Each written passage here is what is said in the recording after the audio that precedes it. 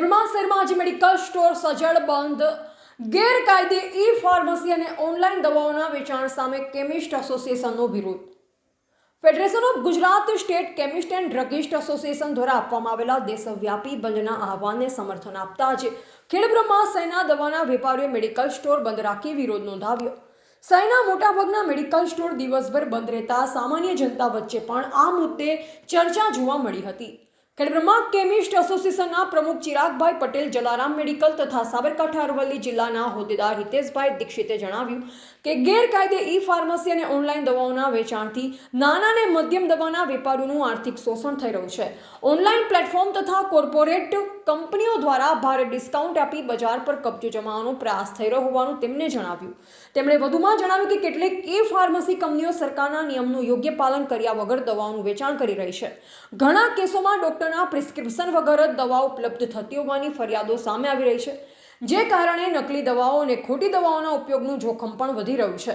આ પરિસ્થિતિ માત્ર દવાઓના વેપારી માટે જ નહીં પરંતુ સામાન્ય લોકોના આરોગ્ય માટે પણ ચિંતાજનક હોવાનું તેમણે જણાવ્યું. આજના બંધના કારણે બ્લડ પ્રેશર, ડાયાબિટીસ, હૃદયરોગ તેમજ અન્ય નિયમિત દવા લેતા દર્દીઓને મુશ્કેલીનો સામનો કરવો પડી શકે તેવી સ્થિતિ પણ ઊભી થઈ હતી. તેમ છતાં દવાના વેપારી આંદોલને વ્યાપક સમર્થન આપી સરકાર સમક્ષ સમાન નિયમ લાગુ કરવાની માંગ ઉઠાવી. દવાના વેપારીએ સરકારને ગેરકાયદે ઓનલાઈન દવાઓના વેચાણ સામે કડક કાર્યવાહી કરવા અને પરંપરાગત મેડિકલ સ્ટોર સામે સમાન વ્યાવસાયિક માહોલ ઊભો કરવા માંગ કરી. સંગઠનના આગેવાનોનું માનવું છે કે આંદોલન અસરકારક અને પરિણામલક્ષી સાબિત થશે. જો સરકાર તરફથી યોગ્ય પ્રતિસાદ નહીં મળે તો ભવિષ્યમાં દેશભરના દવાના વેપારીઓ ગાંધી ચિંધ્યા માર્ગે વધુ ઉગ્ર અને અસરકારક આંદોલન પણ કરી શકે છે. રિપોર્ટર જયેશ ઠાકોર સાથે શૈલેષ પટેલ.